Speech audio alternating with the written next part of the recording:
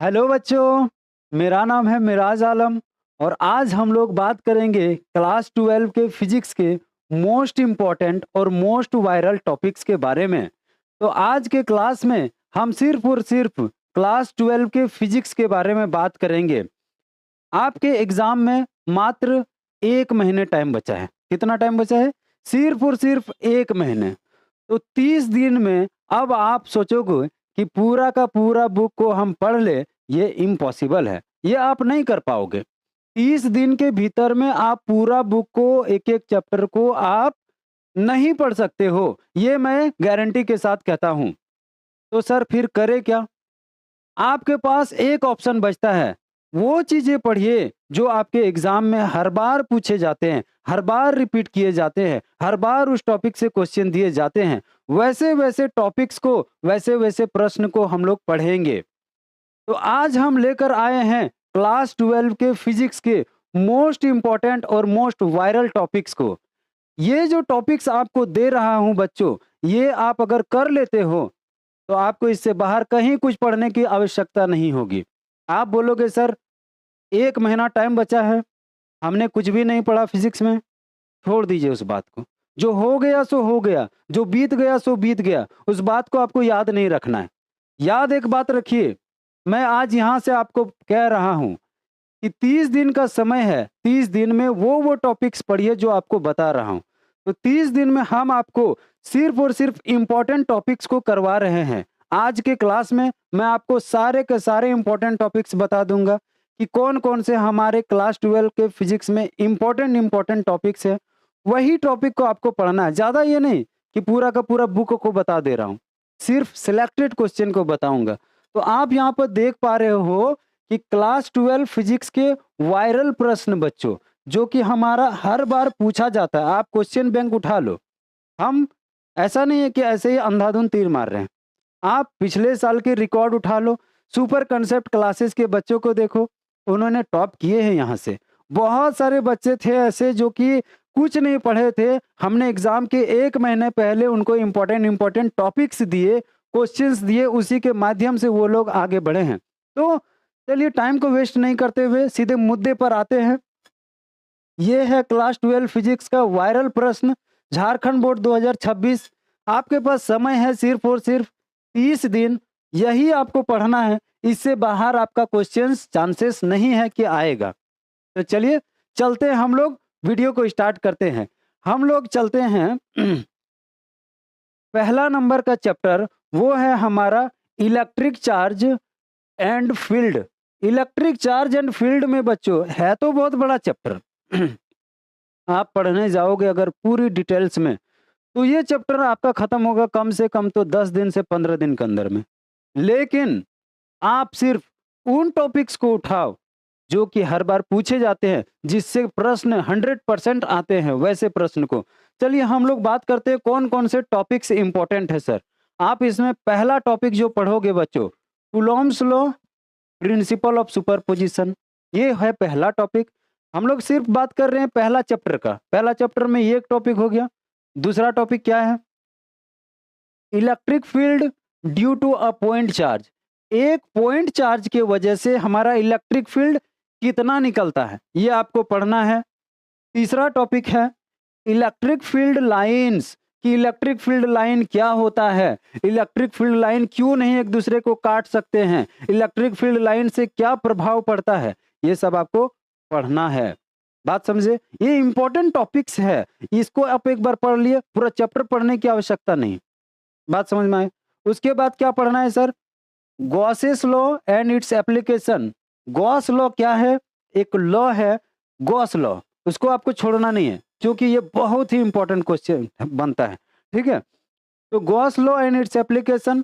उसके बाद हम लोग बात करेंगे इसके एप्लीकेशन के अंदर में क्या सर, इसका एप्लीकेशन भी तो बहुत सारा है। तो इसके एप्लीकेशन में field of sphere, infinite plane और लॉन्ग वायर, यही 3 गो, सारा का सारा नहीं, एप्लीकेशन बहुत है।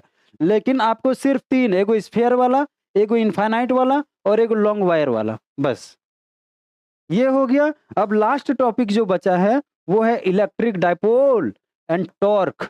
इलेक्ट्रिक डाइपोल और टॉर्क के बारे में आपको पढ़ना है। सर आप बोल तो दिए पढ़ना है, लेकिन पढ़े कहाँ से? सवाल ये उठता है। बच्चों हम 30 दिन तक आपको रेगुलरली यहाँ पे क्लास दे रहे हैं। आज पहला क्लास है मेरा। पहले क्लास में हम आपको इम्पोर्टेंट टॉपिक बता दे रहे हैं हर एक चैप्टर का। इसके बाद जो वीडियोज़ आएँगी, एक दिन में एक चैप्टर का सारा इम्पोर्टेंट टॉपिक का डिस्कशन होगा। एक दिन में एक चैप्टर खत्म। कोई टेंशन नहीं, कोई दिक्कत नहीं, सीधा हम लोग पार करते जाएँगे। ठीक है?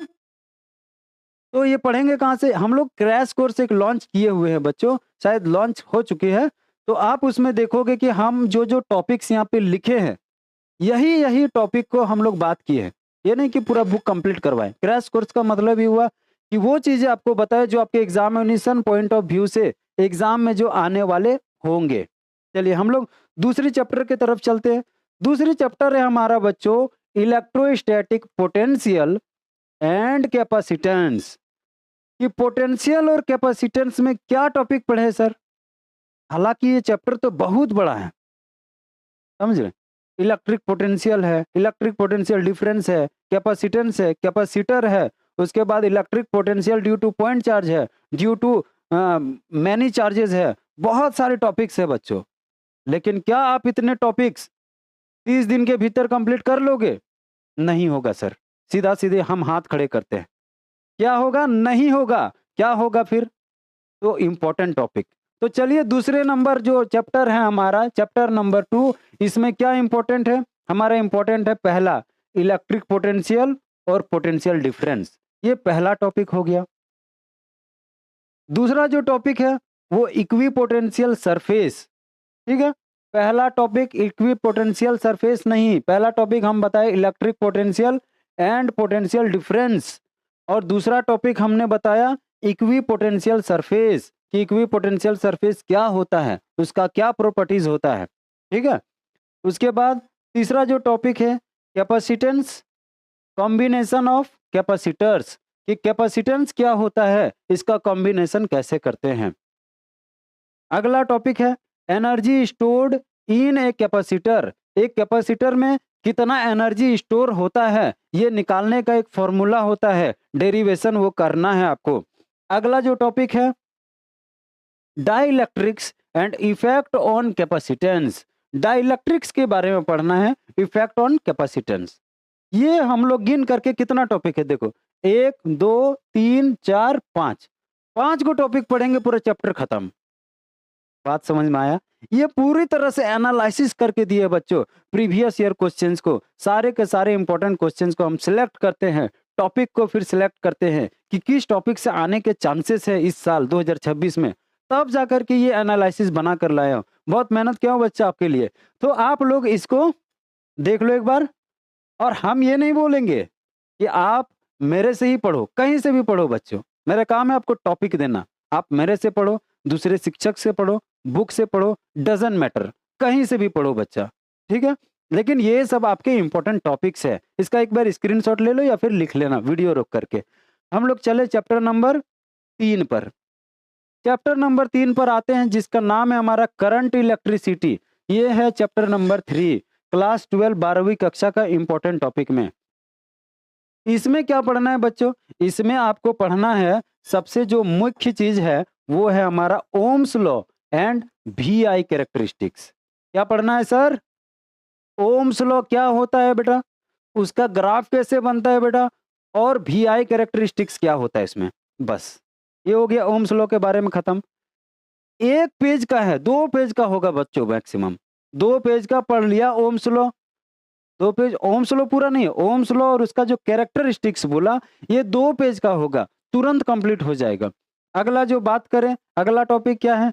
रेजिस्टिविटी क्या होता है, कौन कौन सा फैक्टर जो है रेजिस्टेंस को अफेक्ट करते हैं, ये हो गया दूसरा टॉपिक। तीसरा टॉपिक पे बात करते हैं जो कि बहुत ही इंपॉर्टेंट है, वो है किरचॉफ्स लॉ। कौन सा लॉ बच्चों? किरचॉफ्स लॉ और उसका सिंपल सर्किट्स कि किरचॉफ्स लॉ क्या होता है, किरचॉफ्स ने कितने लॉज दिए थे और किरचॉफ्स के लॉज जो है क्या फॉलो करता है, क्या चीज बताता है, इस बारे में अगर आप पढ़ लिए काफी है। हम नहीं बोल रहे कि करंट इलेक्ट्रिसिटी पूरा का पूरा पढ़ लो। ये जो पहला जो 5 चैप्टर आता है फिजिक्स में बच्चों, आपको एकदम क्लियर बता देना चाहते हैं। ये जो पहला 5 चैप्टर आता है ना, बहुत बड़ा-बड़ा चैप्टर्स है। चाहे आप इलेक्ट्रिक चार्ज एंड फील्ड ले लो, चाहे आप इलेक्ट्रिक पोटेंशियल ले लो, चाहे आप करंट इलेक्ट्रिसिटी ले लो, चाहे आप मैग्नेटिज्म ले लो, चाहे आप magnetic effect of electric current ले लो। ये 5 चैप्टर जो होता है, मोस्ट इंपॉर्टेंट भी होता है और बहुत लंबे भी होते हैं। इसलिए इसका हम शॉर्ट चीज़ों को करेंगे कि कम टाइम में हमारा ज़्यादा से ज़्यादा कैसे कवर हो जाए, है ना? अब वक़्त है आपके पास स्मार्ट वर्क करने का बच्चों। लेंदी चीज़ों को नहीं पढ़ना है, स्मार्ट वर्क करना है कि हम स्मार्ट तरीके से नंबर कैसे उठा लें एग्ज़ाम में। तो हम अगला टॉपिक पर चलते हैं। अगला टॉपिक है Wheatstone bridge and meter bridge और अगला टॉपिक है internal resistance of a cell. यही तो टॉपिक है बच्चों। कितना टॉपिक बताया? 1, 2, 3, 4, 5। 5 टॉपिक पढ़ लिया डिटेल्स में, बस पूरा चैप्टर खत्म। क्या-क्या बताया?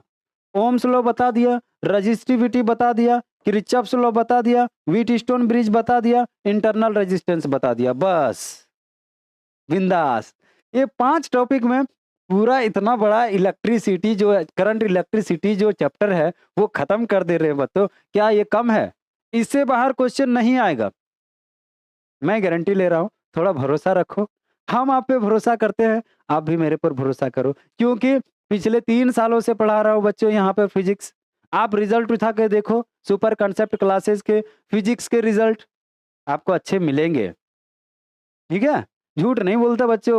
अगला चलिए हम लोग चैप्टर पर चलते हैं। अगला चैप्टर है हमारा चैप्टर नंबर 4 जो कि है मूविंग चार्ज एंड मैग्नेटिज्म। इसमें क्या इंपॉर्टेंट है बच्चों? ये चैप्टर नंबर 4 है हमारा मूविंग चार्ज एंड मैग्नेटिज्म। ये थोड़ा-सा लंबा चैप्टर है। तो लंबा चैप्टर है तो टॉपिक थोड़ा-सा ज़्यादा होगा बच्चों, परेशानी की बात नहीं है। हमने बताया है कि जो इम्पोर्टेंट टॉपिक्स है उसके बारे में। तो मूविंग चार्ज एंड मैग्नेटिज्म में जो पहला इम्पोर्टेंट टॉपिक है वो है magnetic field due to current. Current के वजह से क्या मैग्नेटिक फील्ड आता है, जिसको हम दूसरे नाम से जानते हैं बायोट-सावर्ट लॉ। आपके एग्जाम में ये भी पूछ सकता है कि what is Biot Savart law, what are the factors of the Biot Savart law. खत्म बात। अरे नहीं आया, अभी कैसे आएगा बच्चों? हम टॉपिक बता रहे हैं, थोड़ी ना पढ़ा रहे हैं। पढ़ाएंगे जब क्लास में तो समझ में आ जाना है। ठीक है? तो हम लोग पहला जो टॉपिक है वो है बायोट-सावर्ट लॉ, जिसके बारे में बात करेंगे क्लास में। दूसरा टॉपिक है एम्पियर सर्किटल लॉ। याद रखो बच्चों, फिजिक्स में नाम वाला एक भी चीज नहीं पढ़ छोड़ना है। क्या बोले? नाम से जिस साइंटिस्ट के नाम से जो चीजें हैं उनको आपको नहीं छोड़ना है। ठीक है? जैसे हम कूलॉम्स लॉ बोले, जैसे आपको एम्पियर सर्किटल लॉ बोले, जैसे आपको बायोट-सावर्ट लॉ बोले, ये सारा जो है ना सुपरपोजिशन बोले, ये सारा जो है ना, ये नाम से बना हुआ है किसी का। तो ये सब नहीं छोड़ना है। ये सब जो है फिजिक्स में इम्पोर्टेंट होते हैं। आप इसको मान के चलो कि इम्पोर्टेंट है। आपका नहीं भी मन कर रहा है तो भी आपको पढ़ना पड़ेगा, क्लास 12 में आप हो। तो चलिए हम अगला टॉपिक की बात करें। Force on a moving charge current carrying conductor. ये टॉपिक हो गया तीसरा टॉपिक। चौथा टॉपिक पर torque on A current loop. Torque कितना लगता है करंट लूप पे।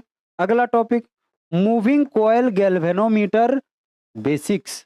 गैल्वेनोमीटर पूरा का पूरा नहीं पढ़ना है, उसका बेसिक्स को जानना है कि गैल्वेनोमीटर का प्रिंसिपल क्या होता है, कंस्ट्रक्शन क्या होता है, वर्किंग क्या होता है। बोलो बात समझ में आया? सॉरी। ये हम लोग कितना 1, 2, 3, 4, 5 5 टॉपिक लिया, लेकिन 5 टॉपिक में आपको 10 टॉपिक मिक्स है। ठीक है? 10 टॉपिक नहीं, 6-7 टॉपिक मिक्स है।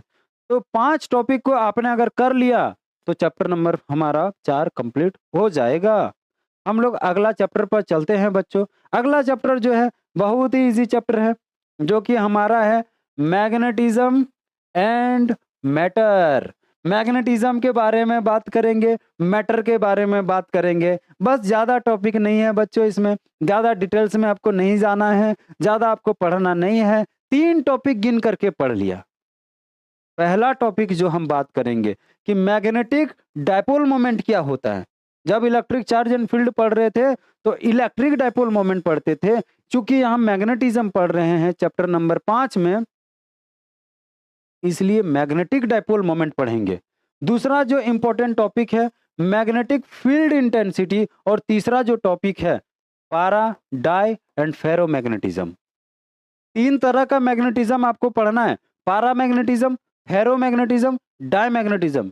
ये 3 टॉपिक पे अगर आपने फोकस कर लिया तो आपका चैप्टर नंबर 5 कंप्लीट हो जाना है क्लास 12 के एग्जाम के लिए। आप बोलोगे सर इससे आईआईटी निकलेगा क्या, मेंस निकलेगा क्या? नहीं निकलेगा, सीधा साफ बात है।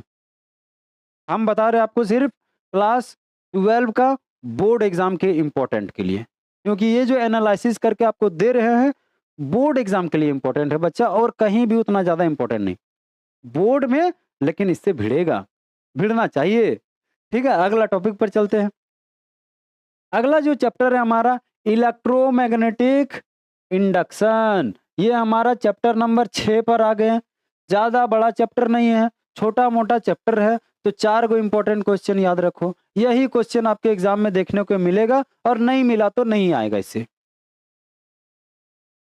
बात समझ में आई? तो पहला नंबर हमारा टॉपिक है क्या, Faraday's law of electromagnetic induction क्या होता है, और लेंज लॉ क्या होता है। बोलोगे सर दोनों अलग अलग लॉज है, तो दोनों को एक साथ आपने क्यों दे दिया? ये मजाक हो रही है? आप 4 टॉपिक बोल करके 8 टॉपिक दे रहे, बीच में घुसा दे रहे। ऐसा नहीं है बच्चों, ऐसा नहीं है। आप अगर चैप्टर को पढ़ोगे इलेक्ट्रोमैग्नेटिक इंडक्शन को, तो फैराडेज का जब लॉ पढ़ोगे उसी के अंदर में जो आता है लेंज लॉ आता है। ऐसा नहीं है कि लेंज लॉ अलग से आपको पढ़ना है। फैराडेज लॉ पढ़ लिया, उसी में लेंज लॉ भी कवर हो गया। बोलो बात समझ में आई? अगला टॉपिक पे आइए सर, इंड्यूस्ड ईएमएफ और करंट के बारे में बात करेंगे। ये इंड्यूस्ड ईएमएफ क्या होता है और इंड्यूस्ड करंट क्या होता है, ये टॉपिक समझ में आई क्या? 2 टॉपिक हो गया। तीसरा टॉपिक पे आते हैं, सेल्फ इंडक्शन क्या होता है और म्यूचुअल इंडक्शन क्या होता है। अगला टॉपिक है एक जो कि इतना इंपॉर्टेंट तो नहीं है लेकिन इंपॉर्टेंट है, एडी करंट। एडी करंट क्या होता है, इसके फायदे क्या होते हैं, इसके नुकसान क्या होते हैं। खत्म। 1 2 3 4, 4 टॉपिक में आपका चैप्टर नंबर 6 कंप्लीट हो गया। अगला टॉपिक पे चले क्या, अगला चैप्टर पर चले क्या। ये चैप्टर का हमने आपको इंपॉर्टेंट टॉपिक्स बता दिया। बोलो ना एक बार थैंक्स यार। नहीं बोलोगे थैंक्स? बड़े मतलबी लोग हो यार तुम लोग, कोई हमको थैंक्स नहीं बोल रहा है। इतना मेहनत करके आपके लिए लेकर आए। चलिए कोई बात नहीं, आप बोलोगे जरूर जिस दिन आप एग्जाम दे करके आओगे, और उस दिन अगर मिल गया ये सारा टॉपिक, इससे बाहर अगर नहीं गया क्वेश्चन, उस दिन तुम वीडियो में आके थैंक्स बोल देना। अभी मत बोलो तुम, हमको नहीं चाहिए। लेकिन जिस दिन फिजिक्स का एग्जाम हुआ उस दिन आकर के जरूर से जरूर बताना कि सर इससे हमारा क्वेश्चन आया था कि नहीं आया था। अगला क्वेश्चन पर चलते हैं। अगला जो चैप्टर है हमारा चैप्टर नंबर 7, वो है हमारा अल्टरनेटिंग करंट, एसी करंट। कोई कोई बोलते हैं इसको, क्या बोलते हैं, एसी करंट, जो कि चैप्टर नंबर 7 है। ज्यादा बड़ा चैप्टर नहीं है, छोटा चैप्टर है, आप फटाफट से कर लोगे। हालांकि आप लोग तेज बच्चे हो, 1 महीने में जो इंपॉर्टेंट टॉपिक्स बता दिए ना, उस पर अगर बच्चा फोकस करके पढ़ दे ना, तो हम बोल सकते हैं तो उसको बहुत अच्छा मार्क्स आ जाएगा गारंटी के साथ। बात समझ में आए? चलिए हम लोग बात करते हैं। पहला जो टॉपिक्स है एसी एंड डीसी क्या होता है, और RMS value of alternating current कितना होता है। पहला टॉपिक समझ में आई। दूसरा टॉपिक है हमारा फेजर डायग्राम क्या होता है। तीसरा टॉपिक है हमारा एलसीआर सीरीज सर्किट क्या होता है। चौथा टॉपिक है हमारा रेजोनेंस क्या होता है, और 5वां टॉपिक है हमारा पावर इन एसी सर्किट कितना होता है। छोटा छोटा टॉपिक से बच्चे, ये इतना बड़ा बड़ा टॉपिक्स नहीं है। एसी और डीसी क्या होता है, एक अल्टरनेटिंग करंट है, एक डायरेक्ट करंट है, फटाक से हो जाएगा। आरएमएस का मतलब क्या हुआ, रूट मीन स्क्वायर वैल्यू निकालना होता है। फेजर डायग्राम कुछ यूं करके निकाल दोगे आप, ठीक है, डायग्राम बनाना होता है। एलसीआर सर्किट में थोड़ा सा टाइम लगेगा आपको, लेकिन आप कर लोगे। रेजोनेंस और पावर इन एसी सर्किट फिर करना है। बस कितना टॉपिक बताया, 1 2 3 4 5, 5 टॉपिक में हम कंप्लीट करते हैं चैप्टर नंबर 7 में। जितना ईमानदारी से आपके लिए मेहनत किए, उतना ईमानदारी से आप भी करोगे मेरे लिए मेहनत, और मेरे लिए ना सही खुद के लिए मेहनत करोगे। बात समझ में आई? हम लोग चलते हैं अगला चैप्टर, जो कि है हमारा इलेक्ट्रोमैग्नेटिक वेव। ये चैप्टर नंबर हमारा कितना है, 8 है सर।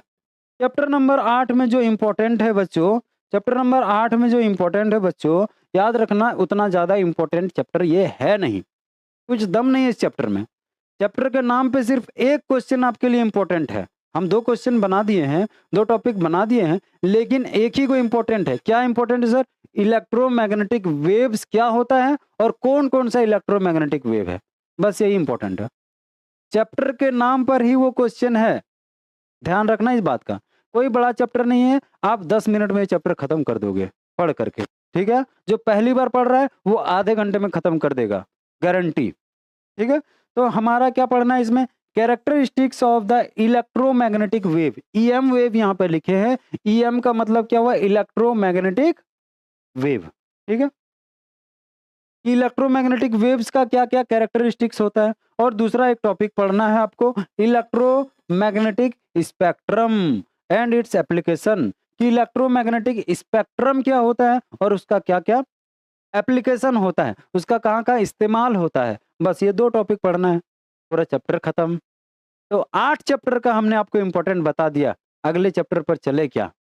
अगले चैप्टर पर चलते हैं। आज का जो सीरीज मैं आपको दे रहा हूं, इसमें सारा का सारा इंपॉर्टेंट क्वेश्चंस और इंपॉर्टेंट टॉपिक को बताया हूं बच्चों। इसलिए मेरा ये फर्ज बनता है, मेरा ये जिम्मेदारी बनता है कि सारा का सारा चैप्टर का आपको दे। 1-2 चैप्टर का एडवर्टाइज करने के लिए नहीं देता हूं, मैं कोई एडवर्टाइज नहीं कर रहा हूं, मैं आपको सीधा सीधी इंपॉर्टेंट क्वेश्चंस दे रहा हूं।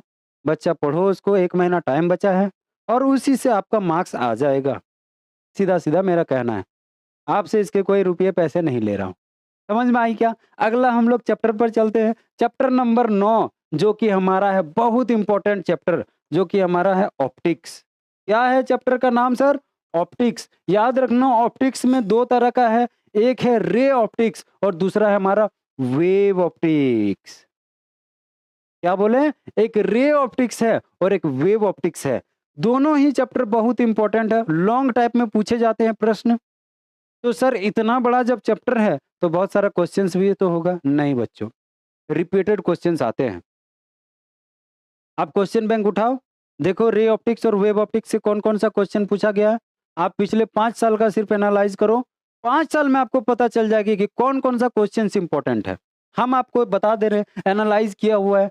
देखिए आपको पहला टॉपिक जो पढ़ना है वो पढ़ना है reflection and refraction at A spherical surfaces.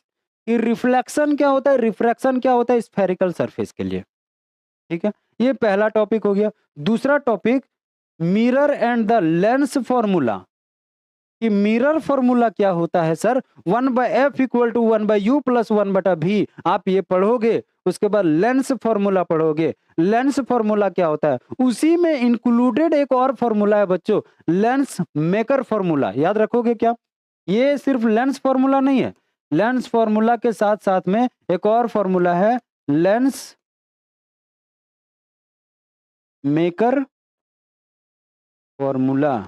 याद रखना, ये नहीं कि सर आपने लेंस फॉर्मूला बोला तो लेंस मेकर फॉर्मूला छोड़ दिया। दोनों ही अलग फॉर्मूला है, दोनों का अलग डेरिवेशन है। डेरिवेशन ये ज्यादा इंपॉर्टेंट है, लेंस मेकर फॉर्मूला।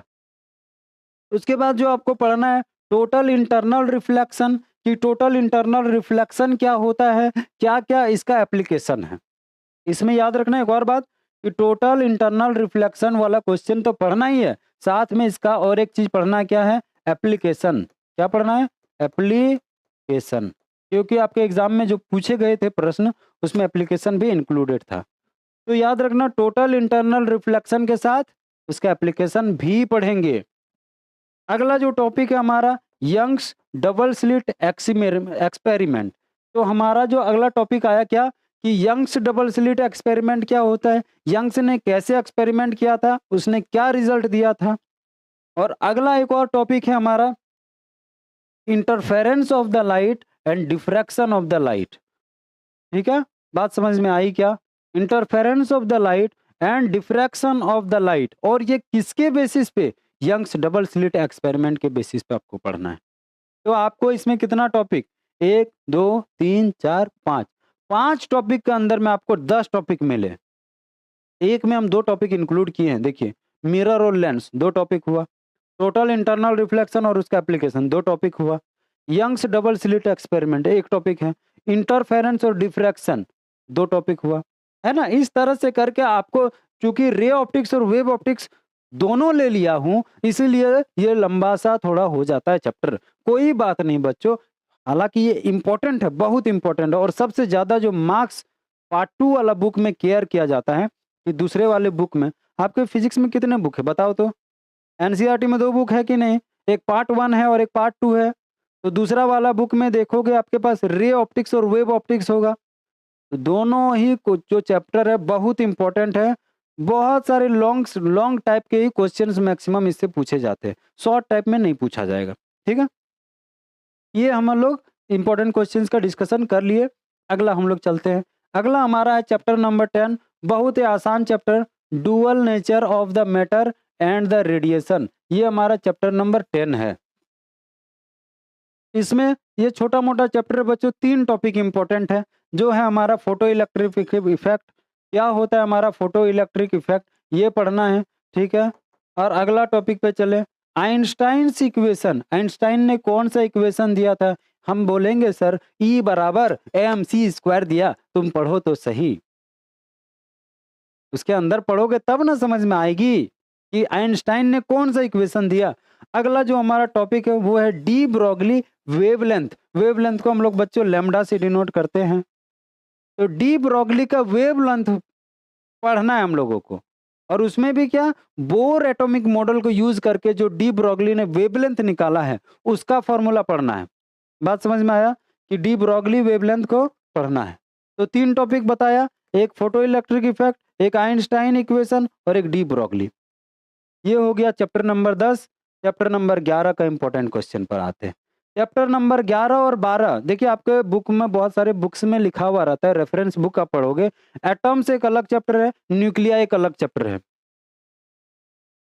बहुत सारे बुक्स में, और बहुत सारे बुक्स में मिला करके दे दिया है कि एटम्स एक चैप्टर हो गया और न्यूक्लिया एक चैप्टर हो गया। तो एटम्स एक हो गया, न्यूक्लिया एक हो गया, हमने मिलाकर दे दिया एटम्स एंड न्यूक्लिया, खत्म बात। क्योंकि ये चैप्टर जो है एक एटम और न्यूक्लिया दोनों एक दूसरे से मिला हुआ है, इसलिए इस चैप्टर में ज्यादा हम लोग इंपॉर्टेंट क्वेश्चंस नहीं आता। 4 क्वेश्चन गिन करके इंपॉर्टेंट होता है। पहला जो इंपॉर्टेंट क्वेश्चन है वो है Bohr model of hydrogen atom.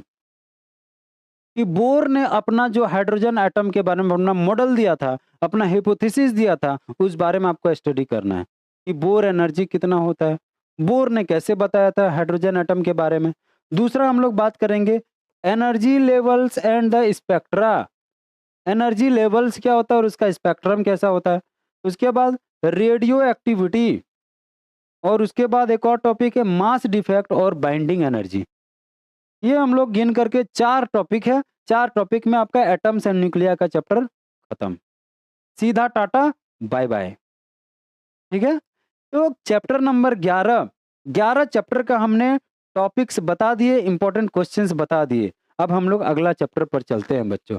अगला चैप्टर है हमारा सेमीकंडक्टर इलेक्ट्रॉनिक्स। ये है हमारा चैप्टर नंबर 12। चैप्टर नंबर 12 में जो इम्पोर्टेंट चैप्टर्स है, जो इम्पोर्टेंट टॉपिक्स है, उस बारे में बात करेंगे। तो जो हमारा सेमीकंडक्टर में सबसे मोस्ट इम्पोर्टेंट होता है वो है intrinsic and the extrinsic semiconductor. Intrinsic semiconductor क्या होता है, एक्सट्रिंसिक सेमीकंडक्टर क्या होता है, ये हमने बताया कि इम्पोर्टेंट है। लेकिन आप बोलोगे सर इंट्रिंसिक और एक्सट्रिंसिक का डेफिनेशन पढ़ के आ जाऊंगा तो क्वेश्चन आ जाएगा क्या? नहीं आएगा। फिर इंट्रिंसिक और एक्सट्रिंसिक खुद में एक बड़ा टॉपिक है, तो आपको इंट्रिंसिक तो पढ़ना ही है। एक्सट्रिंसिक के अंदर में 2 चीज आता है, एक पी टाइप और एक एन टाइप।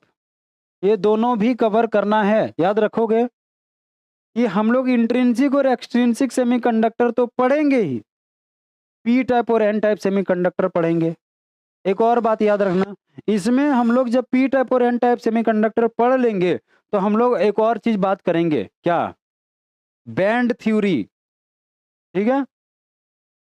बैंड थ्योरी भी इंपॉर्टेंट हो जाता है, यहाँ पे देना भूल गए थे। तो बैंड थ्योरी बहुत इंपॉर्टेंट है। तो पहला टॉपिक आपको समझ में आया, इंट्रिंसिक एंड एक्सट्रिंसिक सेमीकंडक्टर। दूसरा है हमारा P N junction diode. PN junction diode क्या होता है, उसका क्या क्या कैरेक्टरिस्टिक्स होता है। उसके बाद एक और टॉपिक है जेनर डायोड। जेनर डायोड भी बहुत इंपॉर्टेंट माना जाता है। और एक छोटी सी टॉपिक है बच्चों, जिसको हम लोग बोलते हैं लॉजिक गेट्स। लॉजिक गेट के अंदर में एंड गेट, और गेट, नॉट गेट और नॉर गेट, ये सारा टॉपिक्स आपको पढ़ना होता है। ठीक है, तो इसमें दो टॉपिक को हमने मिक्स कर दिया। जेनर डायोड अलग है और लॉजिक गेट्स अलग है। लॉजिक गेट्स आप पढ़ोगे, आपको आधे घंटे का समय देना पड़ेगा लॉजिक गेट्स को पढ़ने में, कि और गेट क्या होता है, उसका सिंबल क्या होता है, उसको कैसे फिगर बनाते हैं। एंड गेट क्या होता है, उसका सिंबल क्या होता है, उसका मैथमेटिकल एक्सप्रेशन क्या होता है। OR gate, AND gate, NAND gate, NOR gate, 4 को गेट पढ़ लिया, खत्म। बात आई समझ में। ज्यादा टॉपिक नहीं बताया हूं बच्चों, गिन करके 1 2 3, 3 दुगना 6 टॉपिक, 6 टॉपिक बताया हूं। सेमीकंडक्टर जैसा चैप्टर, इतना बड़ा चैप्टर है, तुरंत आपको बता दिया कि 4 टॉपिक है बच्चों। 4 टॉपिक में से आपका क्वेश्चंस आ जाएंगे, इस बात का गारंटी रखिए। थोड़ा भरोसा रखना पड़ेगा, क्योंकि बिना भरोसे का ना तो तुम बिलीव करोगे ना हम बिलीव करेंगे कि आप अच्छा रिजल्ट दोगे। तो हमको तुम पे भरोसा है कि तुम अच्छा रिजल्ट कर सकते हो, इसलिए आपके लिए ये इंपॉर्टेंट क्वेश्चंस लाया हूं। अगला हम लोग चलते हैं, ये हो गया हमारा चैप्टर नंबर 12। और 12 चैप्टर के अंदर में ही हम लोग सारे के सारे इंपॉर्टेंट टॉपिक्स का बात कर लिए। एक और चैप्टर है कम्युनिकेशन वाला, वो वाला आपके टॉपिक से हटा दिया गया, एक चैप्टर से आपसे हटा दिया गया। ये आपको पता होना चाहिए कि 12 का जो सिलेबस है उसमें नहीं आ रहा है वो वाला चैप्टर, जो कम्युनिकेशन है वो वाला। तो हमने सारे के सारे चैप्टर्स के इंपॉर्टेंट क्वेश्चंस आपको दे दिए। अब इसी में से आपके क्वेश्चंस आएंगे। सेमीकंडक्टर हो गया, एटम्स एंड न्यूक्लियाई हो गया, dual nature and matter of radiation हो गया, ऑप्टिक्स, रे ऑप्टिक्स और वेव ऑप्टिक्स हो गया, इलेक्ट्रोमैग्नेटिक वेव्स हो गया, अल्टरनेटिंग करंट हो गया, इलेक्ट्रोमैग्नेटिक इंडक्शन हो गया, मैग्नेटिज्म एंड मैटर हो गया, मूविंग चार्ज एंड मैग्नेटिज्म हो गया, करंट इलेक्ट्रिसिटी हो गया, और इलेक्ट्रिक पोटेंशियल एंड कैपेसिटेंस हो गया, और इलेक्ट्रिक चार्ज एंड फील्ड हो गया।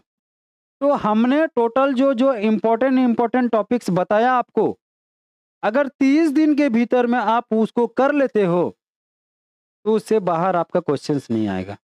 अब ये मत करना कि सर इसमें आप जो बताए इसमें से भी हम जो है छांट करके निकालेंगे, तब मेरा गलती नहीं है। लेकिन जितना इंपॉर्टेंट टॉपिक था वो हमने बताया।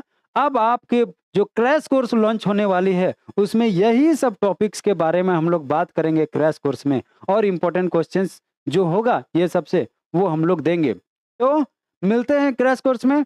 धन्यवाद। आप अपने से पढ़िए, कोई दिक्कत नहीं, आप बुक से पढ़िए, ये तो और अच्छी बात है। लेकिन हम बताना चाहते हैं एक क्रैश कोर्स हमने लॉन्च किया है, जिसमें हम पढ़ाएंगे आपको फिजिक्स, और आपको मजा आएगा। 30 दिन के भीतर में, 1 महीने के भीतर में आप पढ़ लोगे उसको। धन्यवाद।